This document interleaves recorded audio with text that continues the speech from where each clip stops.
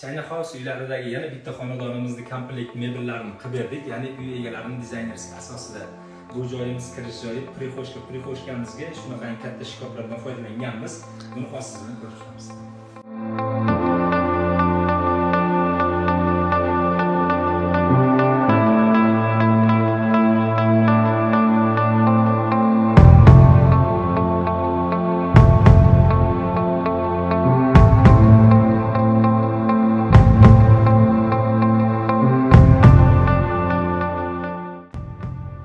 Bu keladigan xonamiz, oshxona mebelimiz qilib berganmiz.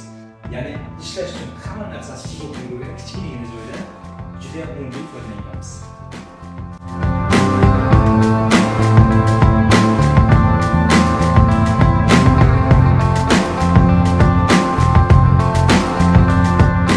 Bu xonadonimiz kattalar yotoqxonasi bo'lib, minimalizm stilida shkaflarni qilib berganmiz hamda spalnilarni rangini qarang, qanaqangi holatda yumshoq, mazza qilib odamlarga keladi. Hamda bu joyga kattalar ishlash uchun qulay bo'lgan kompyuterni qo'yib bemalol ishlash uchun joylarini, partalarini qilib berganmiz.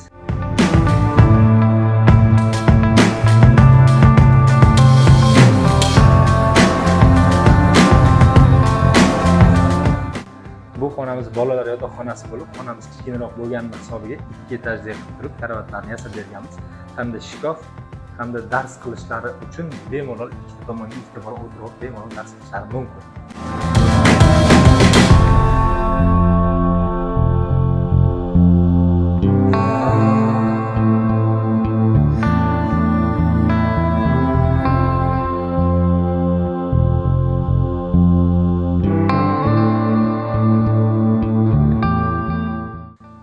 Uyimizning mehmonxona qismiga ham yetib keldik.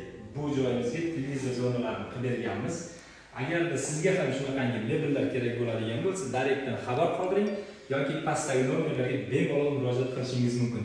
Lara mebelni siz kutganingizdan yaxshiroq.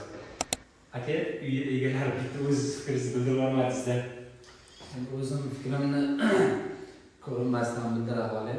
Uyda mana mebellar yaxshi chiqdi, Xudoga shukr, zo'r kutganimizdek chiqdi. Hamma mebellarimiz biz kutgandek chiqdi. Xudoga shukr, sizlarga kattakon rahmat.